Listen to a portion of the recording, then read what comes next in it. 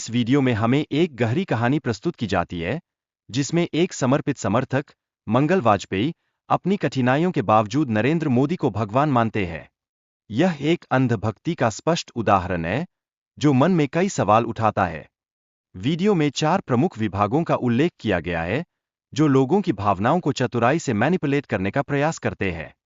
ये विभाग गर्व, पीड़ितता, डर और नरेंद्र मोदी को एक मसीहा के रूप में प्रस्तुत करते हैं, जो समाज में विभाजन को और बढ़ाते हैं। मोदी की गरीब परिवार से आने की कहानी, जो उनके जीवन की यात्रा का एक अहम हिस्सा है, इस वीडियो का एक महत्वपूर्ण मोड़ है। यह कहानी न केवल उनके संघर्ष को दर्शाती है, बल्कि इसने उनके प्रचार का एक मुख्य आधार भी बना दिया है। नरेंद्र मोदी के पिता चाय बेचते थे और उनका परिवार मध्यम वर्गीय था।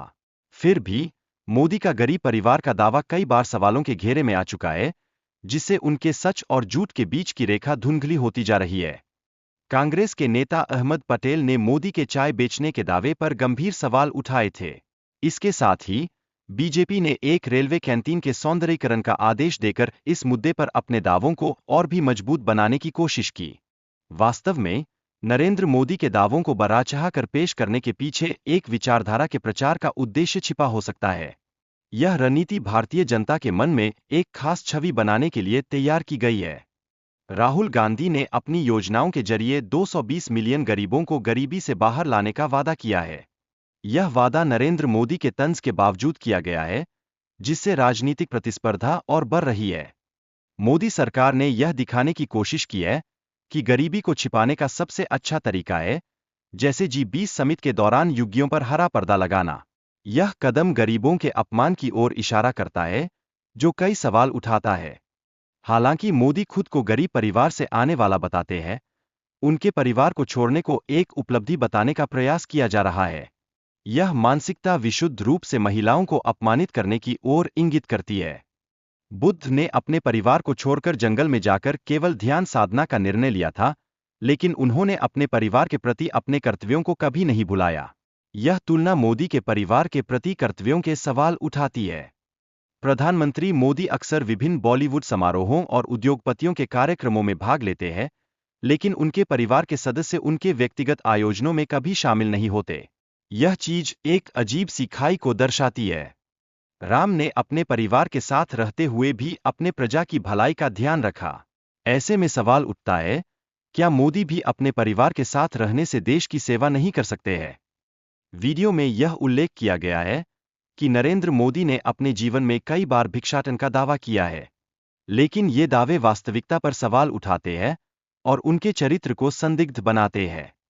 प्रधानमंत्री मोदी की विदेश यात्राओं और उनके खर्चों पर गहरा विचार किया गया है, जो उनके भिक्षाटन के दावों के साथ मेल नहीं खाते। यह अंततः उनकी विश्वसनीयता पर सवाल खड़ा करता है। वीडियो में एक और विवादास्पद मुद्दे पर प्रकाश डाला गया है, जहां मोदी की तुलना भगवान से की गई है। यह राजनीति में एक संवेदनशील विषय बन चुका है और समाज में बेहस छेड़ रहा है। रामायण में मुसलमानों का कोई उल्लेख नहीं है, फिर भी भाजपा ने इसे अपने नफरत भरे एजेंडे के लिए विकृत किया है। यह कदम सामुदायिक संबंधों को और भी ज्यादा बिगाड़ता है। मोदी और राहुल गांधी के बीच एक दूसरे की छवि को खराब करने का प्रयास किया जा रहा है।